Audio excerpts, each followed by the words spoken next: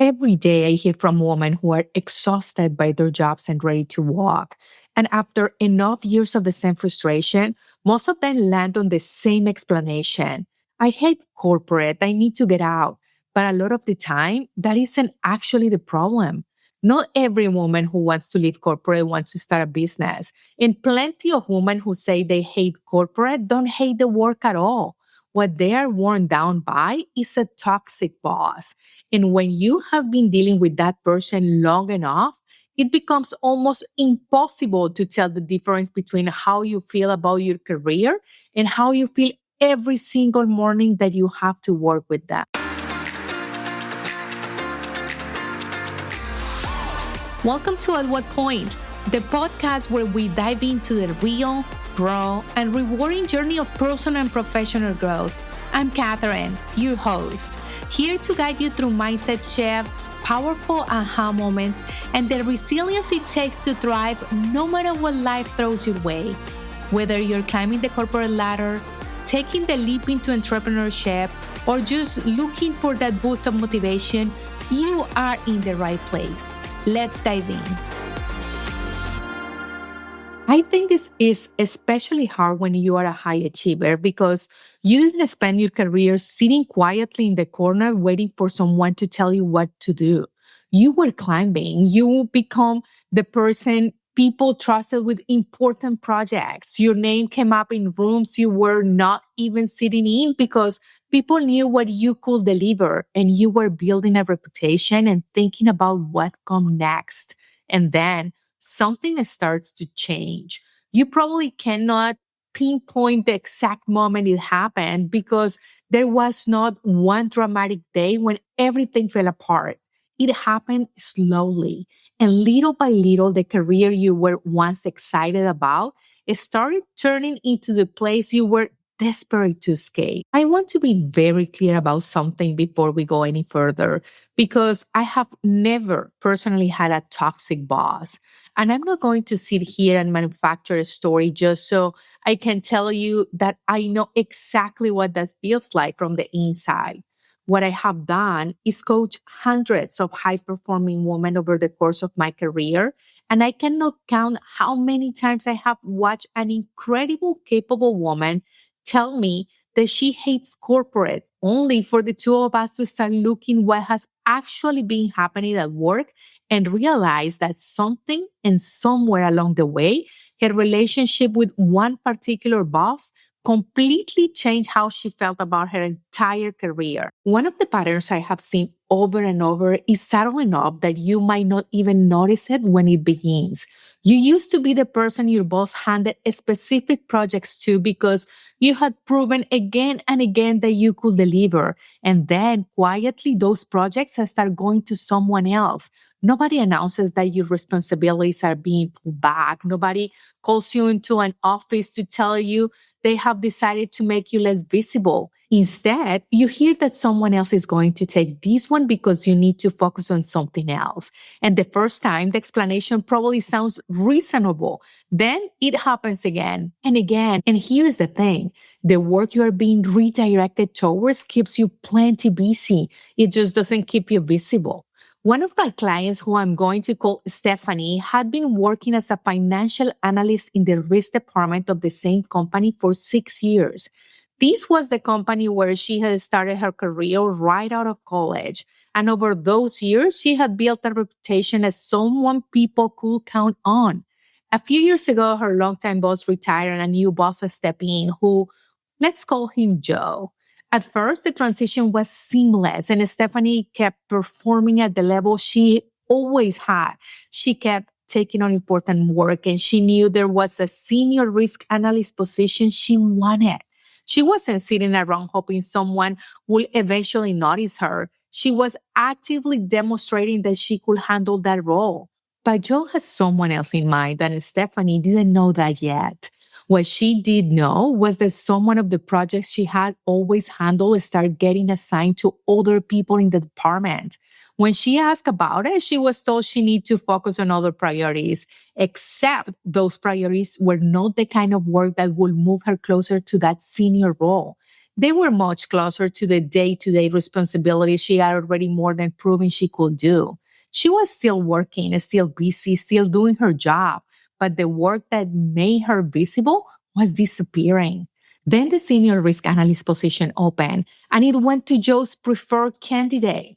For Stephanie, it was devastating, but the part that matters most came next because this is where so many high performing women get stuck. She didn't immediately resign. She stayed and tried to reclaim her visibility that she has lost, telling herself that if she just proved again that she was the same analyst who had delivered results for years, maybe things will turn around. So Stephanie kept showing up, dragging herself in every morning, even though she knew somewhere underneath all of it that something had already changed. And at that point, Stephanie had picked up a second job on top of the one she was actually being paid for. She was a financial analyst, and she was also pouring an enormous amount of emotional energy into proving her value to the person who controlled most of the opportunities she needed in order to advance. Think about how exhausting that becomes when you do it month after month. You are not just performing your role, you are analyzing conversations, tracking which projects go to whom, wondering why you were not invited to a meeting you used to be in, second guessing whether you should speak up again, and constantly trying to figure out what else you could possibly do so that someone will recognize value you already demonstrated years ago. Stephanie eventually resigned, but it took her almost a year to get there. And that doesn't surprise me at all. High achiever women often stay far longer than they should because leaving is not the first tool we reach for when something is not working. We try to fix it first. We look at ourselves. We ask what we could be doing differently, and we work harder because working harder has probably solved most of the problems we have run into over the course of our careers. When you have spent 15 or 20 years being rewarded for exactly that instinct, it makes complete sense that you assume there must be something else you can do to turn this one around too. And there is another version of this that is even harder to shake because it doesn't just take your opportunities, it makes you doubt your own read on your work. You have performed well all year round, your results are there. No one has sat with you for any serious conversation about your performance. And then you get to your annual review and somehow you don't even land at meet expectations. Maybe the explanation is vague. Maybe the standard you are being measured against looks nothing like the one you have been working toward all year. Maybe accomplishments that would have mattered in every previous review barely get mentioned this time.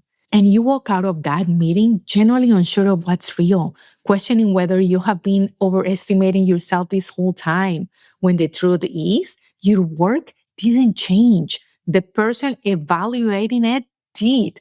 And this is why you have to pay attention to patterns instead of waiting for one enormous event that finally gives you permission to call the situation what it is. Toxic bosses doesn't always announce themselves through screaming matches or obvious harassments or some dramatic incident everyone around you can see. Sometimes it is much quieter than that. Your opportunities get smaller while your access to the right rooms and the right people quietly shifts. Your contributions start earning less recognition than they used to, and the standard you're being measured against seems to move a little further out every single time you get close to it. The feedback becomes vague enough that you cannot actually correct anything. And somehow you keep ending up in a position where you have to prove something your work already proved years ago. And because it happens slowly, you adapt to each change as it comes, which is exactly what makes it so hard to see. Let's be honest. If all of it landed on you at once on a Monday morning, you will know immediately that something was wrong. But when it plays over 6 months or a year or 2 years, you explain each piece away on its own. Maybe there really was a reason someone else got that project. Maybe you misread the conversation. Maybe next quarter will be different. Maybe the promotion just wasn't going to happen this time.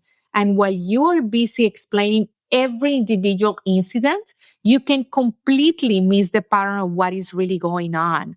So I want you to stop for a second and actually think about your own situation, not Stephanie's. Think about the project you used to own that quietly went to someone else. Think about the meeting you no longer get invited to. Think about the last review that didn't match the year you actually had.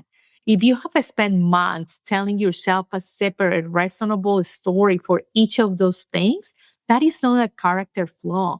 That is exactly what a high achiever does. So here's what I want you to do. Line them up next to each other and ask yourself honestly whether you have been looking at a series of unrelatable bad breaks or at one pattern you have been explaining away one piece at a time. I also want to be careful here because I'm not going to tell you what is happening inside any specific manager's head, and neither should you when you cannot actually prove it. But there is a dynamic worth understanding because it plays out more often than people like to admit. Sometimes a manager doesn't fire the person they no longer want and doesn't formally put her on any kind of performance plan. Instead, the conditions around her slowly shift until living starts to feel like her own idea. The projects thin out, the reviews stop matching the work, the recognition quietly dries up, and one day she resigns, believing it was entirely her choice. I'm not telling you that's always the story. I'm absolutely not telling you to walk in and accuse anyone of anything. What I'm telling you is to see the pattern clearly enough that if you decide to leave, you're living on your own terms and not because someone else quietly engineered the exit for you. Because here is what I don't want for you. Seeing the pattern doesn't mean you walk into your boss's office tomorrow morning, resign, and figure out the rest later. Whether you decide you want another role in another organization or a completely different direction, or that this experience has finally confirmed you're ready to build something of your own, you need a strategy. Friend, panic is not a strategy, and neither is staying indefinitely because you are too afraid of making the wrong move. Start documenting your work. Keep a record of the projects you have handled, the results you produce, the positive feedback you receive, the responsibilities you were given, and the way those things change over time. If responsibilities get pulled back or your performance suddenly start getting evaluated in a different way, I want you to document that too. You need to be able to look at what is actually happened with clear eyes instead of relying entirely on how you feel after a rough day. And if you believe what's happening may cross a legal or employment rights line, I want you to take the time to understand your rights and get appropriate professional advice before you make decisions that affect your career or your income. Most importantly, friend, do not let a toxic boss convince you that 6 months, 6 years, or 16 years of accomplishments suddenly stop mattering because one person decided to stop recognizing them. For some of you, doing this work is going to confirm that you really are ready to live and build something of your own. For others, it's going to show you that you don't hate corporate at all. You just need to get out from under this particular boss. Both of those are legit. What I don't want is for you to make a decision this big purely as a reaction to one person, because your career is far bigger than whoever happens to be sitting above you on an organization chart right now. So let me ask you, at what point do you stop trying to prove your worth to a boss who has already seen exactly what you're capable of and start paying attention to what their actions have been telling you all along? And at what point do you stop letting one person's behavior decide how you feel about your entire career and start deciding strategically on your own terms where you want to go next? You got this, friend. Before you go, if this episode resonated, you need to be on my email list. Every Wednesday, I send out marketing strategies, mindset shifts, and AI tips you can actually use. No fluff. Head to katherinebeltran.com/move, and I will see you in your inbox this Wednesday. Love the show? Hit subscribe. See you next time.